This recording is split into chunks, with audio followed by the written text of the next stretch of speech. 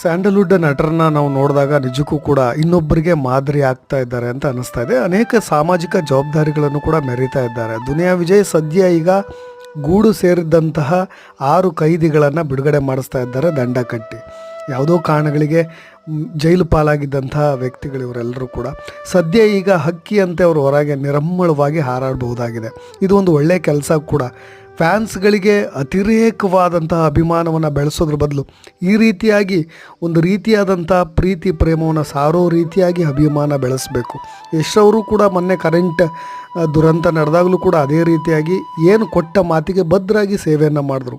ಜೊತೆಗೆ ಇತ್ತೀಚೆಗೆ ದರ್ಶನ್ ಮನೆ ಮುಂದೆನೂ ಕೂಡ ಒಂದು ಪೋಸ್ಟರ್ ಹಾಕಿದ್ದಾರೆ. ಯಾರು ಕೂಡ ಅಭಿಮಾನಿಗಳು ಮನೆ ಹತ್ರ ಬಂದರೆ ಅಕ್ಕಪಕ್ಕದ ಮನೆಯವರಿಗೆ ಕಿರಿಕಿರಿ ಮಾಡಬೇಡಿ, ನೀವು ತರೋ ಎಲ್ಲ ದವಸ ಧಾನ್ಯಗಳೆಲ್ಲವೂ ಕೂಡ ಇನ್ನೊಬ್ಬರ ಕೈ ಸೇರೋ ಹಾಗೆ ಕಷ್ಟ ಅಂತ ಬಂದವರ ನೆರವಿಗೆ ಬರಬೇಕು ಅಂತ. ಎಂತಹ ಒಂದು ಔದಾರ್ಯ ನಮ್ಮ ಸ್ಯಾಂಡಲ್ವುಡ್ ನಟರು.